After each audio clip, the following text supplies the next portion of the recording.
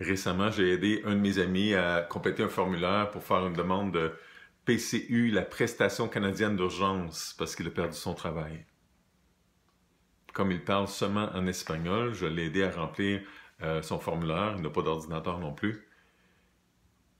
Et on a eu un message d'erreur. Erreur numéro 38.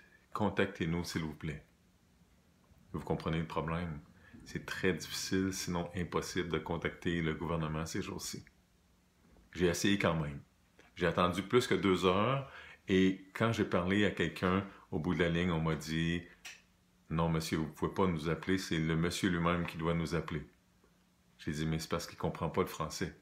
C'est pas grave. C'est une question de sécurité. » Oui, mais vous pouvez aller vérifier son dossier. S'il vous plaît, faites seulement aller corriger cette erreur-là et après ça, on va pouvoir faire la demande. Non, monsieur, on ne peut pas. Il faut que le monsieur appelle lui-même. Mais il ne comprend pas le français. C'est pas grave, dites-lui de nous appeler puis de demander à être aidé dans sa langue. Oui, mais monsieur le fonctionnaire, ça ne fonctionne pas. Parce que quand il va appeler, c'est une machine qui va lui répondre en français ou en anglais. Alors il m'a répondu, je suis désolé monsieur, c'est des questions de sécurité. C'est comme ça. J'ai dit, qu'est-ce que vous pouvez me proposer d'autre? Rien. Il n'y avait rien d'autre à proposer. J'ai dit, est-ce que je devrais consulter mon député fédéral? Il a dit, peut-être. Et c'est tout. Fin de la conversation. C'est pas facile, hein? C'est compliqué, surtout ces temps-ci, à parler à quelqu'un qui est haut placé dans le gouvernement, quelqu'un qui travaille au niveau du gouvernement fédéral. C'est sensiblement la même chose, j'imagine, au provincial. C'est des circonstances qui font que c'est comme ça. Heureusement, c'est pas comme ça avec Dieu.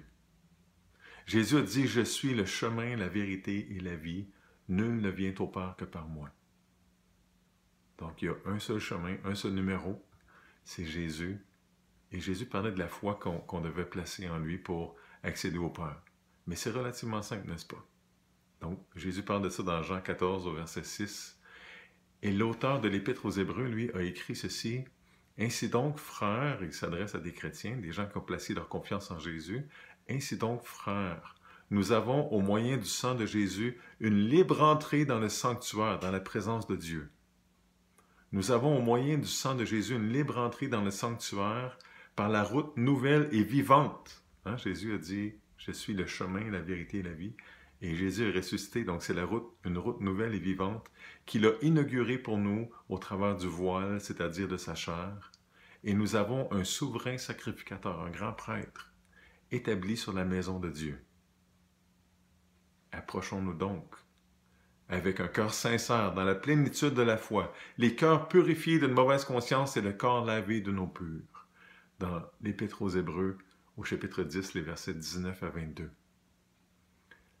Avant, il fallait qu'un prêtre, né dans la famille de Lévi, dans la bonne tribu, se présente devant Dieu avec un sacrifice parfait une fois par année. Mais Jésus, lui, est venu en étant à la fois le prêtre et le sacrifice qui a rendu l'accès possible, l'accès au Père, à travers la foi en lui. Alors c'est facile. C'est facile pour nous. Ça n'a pas été facile pour Jésus, mais c'est facile pour nous.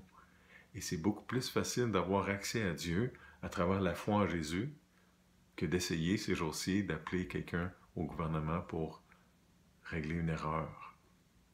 Jésus est venu pour nous aider à régler la question du péché puis accéder au Père. Alors faisons comme il est écrit ici. Approchons-nous donc avec un cœur sincère. Recherchons la présence de Dieu. On se reparle.